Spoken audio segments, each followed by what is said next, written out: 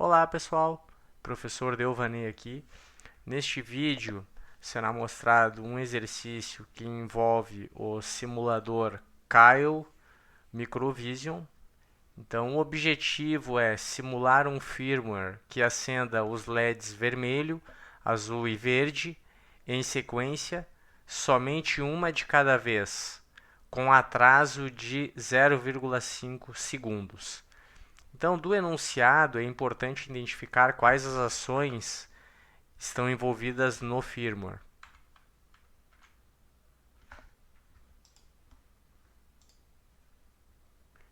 Então tem-se como ação acender os LEDs vermelho, azul e verde, atraso de 0,5 segundos. Então, existe um requisito intrínseco a essa ação, e esse requisito se refere em sequência. Somente um LED acende por vez.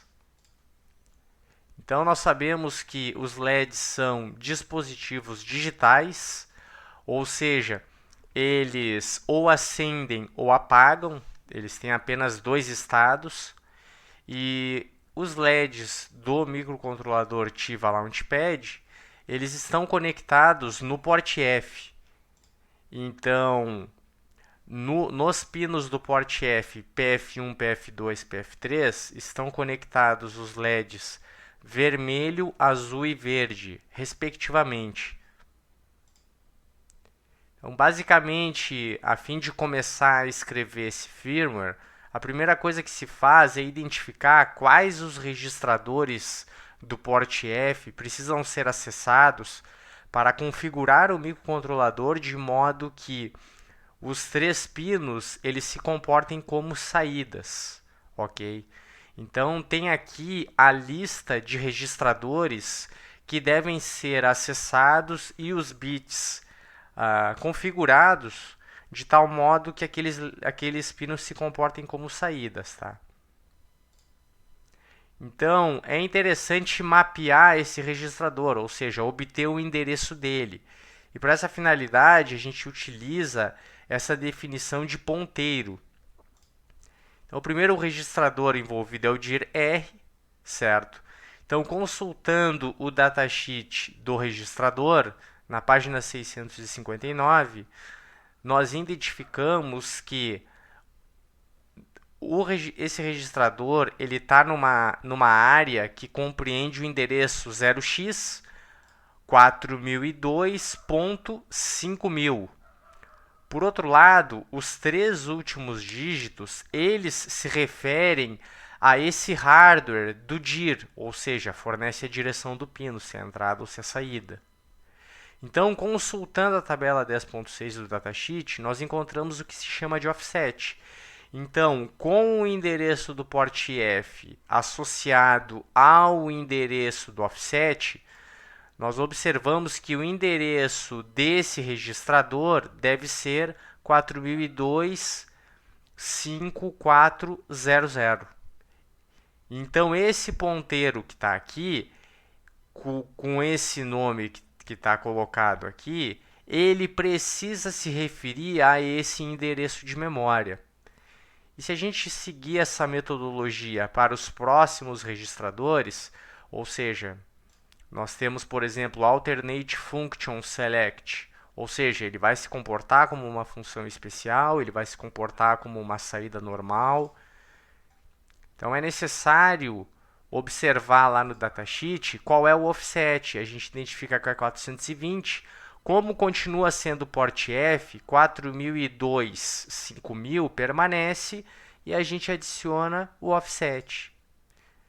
Então, fazendo esse procedimento para os demais, o resultado disso consiste no mapeamento dos principais registradores que precisam ser acessados para impor uma configuração no port F, certo? Então agora o registrador syscontrol ele se encontra em uma página diferente, certo? Então lá no datasheet, na página 231, observa-se que com relação ao endereço que ele ocupa na memória, ele ocupa a seguinte região: 0x400FE000. E o offset, por sua vez, é 0x108. Então, esse endereço aqui aponta diretamente para o syscontrol RCG C2R, ou seja, é o sinal de clock que vai habilitar o módulo GPIO Port F. Então, sem esse sinal de clock, o módulo não opera, ok? O GPIO Port F Data, por sua vez, ele é mais específico a sua configuração e exige alguns detalhes que o fabricante fornece em seu manual. Então, basicamente, considerando, tem-se que o objetivo é fornecer um endereço no qual as portas PF1, PF2 e PF3 elas possam ser alteradas em termos de nível lógico. E com isso, seria possível manipular os LEDs, ligando ou desligando os mesmos. Então, uma vez que o objetivo é encontrar esse offset, é necessário verificar quais são os seus bits e como se escreve os mesmos. Então, a primeira linha se refere a um número binário que tem 9 bits. Desses 9 bits, o bit 0 e o bit 1, ele não é considerado, porque o fabricante informa que ele aplica um deslocamento de 2 bits nesse offset. O restante dos bits, o projetista precisa escolher. Então, o bit 2, por exemplo, ele está associado com o pino PF0. O bit 3 com o PF1, o bit 4 com o PF2 e assim sucessivamente. A linha de baixo tem 7 bits. Cada um desses bits se refere a uma informação que o usuário vai escrever no programa e essa informação vai ser armazenada no registrador GPIO Data ou não. Quem define isso é o que for escrito no endereço.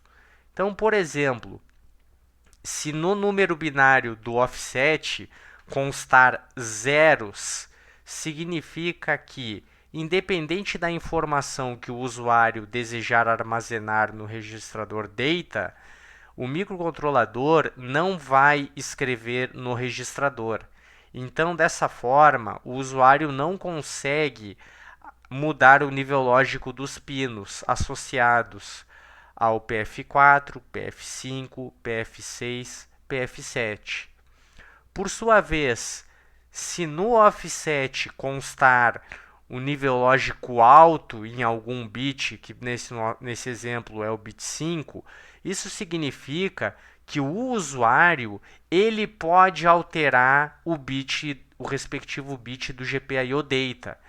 Então, se o usuário colocar nível lógico 0, esse nível lógico 0 vai ser armazenado no GPIO Data. Então, o PF3 vai ser submetido a um nível lógico 0. Nesse exemplo, equivale a desligar o LED. De forma análoga, se constar 1 no endereço do bit associado a PF2 e o usuário enviar nível lógico alto para esse bit, esse nível lógico vai ser armazenado no registrador do GPIO Data. E isso tem o efeito de submeter PF2 a um nível lógico alto e o LED azul, por sua vez, acaba acendendo. E esse raciocínio se estende aos demais bits. Lembrando que o bit 1 e o bit 0 do offset, eles são nível lógico baixo. Então, observando agora com cuidado os 9 bits, é possível identificar que no sistema hexadecimal eles representam o número 0x038 Então, esse é um endereço, ou seja, o offset, que tem que ser adicionado ao mapa, ao endereço 4025, ou seja, o endereço do módulo GPIO Port F no mapa de memória. Então, se o usuário colocar uma palavra 0x06 dentro do GPIO Data, o que o microcontrolador vai fazer é ativar, ou seja, transmitir a informação apenas para os pinos PF3, PF2, PF1, como mostrado na presente figura. E esse raciocínio ele pode ser utilizado, por exemplo, numa situação em que o usuário ele deseja modificar todos os níveis lógicos de todos os pinos do port F, ou seja, do pino 0, do pino 1, 2, 3, 4, 5, 6 e 7. Então, se ele coloca nível lógico alto em todos os bits do offset, com exceção ao bit 1 e o bit 0, observa-se que o offset em hexadecimal ele vai ser equivalente a 0x3fc. Então, se ele mapear esse endereço na memória, escrevendo 0x4025 3fc, ele vai poder manipular o nível lógico de todos esses pinos. E nesse caso, vai equivaler apenas a ativar o LED vermelho, se a informação que ele colocar for 0x02, ou seja, nível lógico alto apenas no pino PF1. Então, uma vez que a inicialização do microcontrolador foi abordada, é necessário investigar agora de que forma esse algoritmo se comporta e como ele pode ser implementado. A primeira forma de fazer isso é escrever um fluxograma ou, como mostra a figura, um diagrama de Chapin. Então, ao visualizar o diagrama de Chapin, verifica-se que ele cumpre a ação pretendida pelo exercício. Então, a primeira etapa que precisa ser cumprida se refere à inicialização do módulo GPIO, ou seja, informar ao microcontrolador quais são os endereços na memória do módulo GPIO Port F e dos seus periféricos e, posteriormente, configurar cada um desses registradores de modo que o GPIO Port F tenha as suas saídas PF3, PF2 e PF1 ajustáveis segundo a vontade do usuário. Então, uma vez que isso foi cumprido, é necessário agora verificar como funciona o código principal. Então, o objetivo inicial é habilitar o LED vermelho, ou seja, fazer o LED vermelho acender. E para que o microcontrolador realize essa tarefa, é necessário prever no código a informação mostrada, em que é armazenado no GPIO Data o número 0x02. Isso corresponde a aplicar um nível lógico alto diretamente no pino PF1, ao qual o LED vermelho está conectado. Em seguida, o programa prevê que seja transcorrido um intervalo de pelo menos meio segundo entre o LED acender ou apagar. Isso equivale a aplicar um delay entre acender e habilitar e desabilitar o LED. Então, essa função delay ela é invocada em seguida e o código que resolve essa tarefa consiste na função em que uma variável time ela é decrementada. Então, o tempo que é gasto para decrementar essa variável é tal que equivale a 0,5 segundos. E com isso, o efeito que se tem ao desabilitar o LED em seguida é que esse LED ele vai piscar. Então, esse raciocínio ele pode ser estendido para os demais LEDs lembrando que a posição dos mesmos é diferente em relação ao pino do GPIO Port F. Então, no fim do diagrama, observa-se que a última ação que é feita é desabilitar o LED verde. Quando o LED verde for desabilitado, é necessário repetir essa operação. Então, a fim de cumprir essa atividade, observa-se que o diagrama ele mostra um caminho para o qual inicia-se a operação.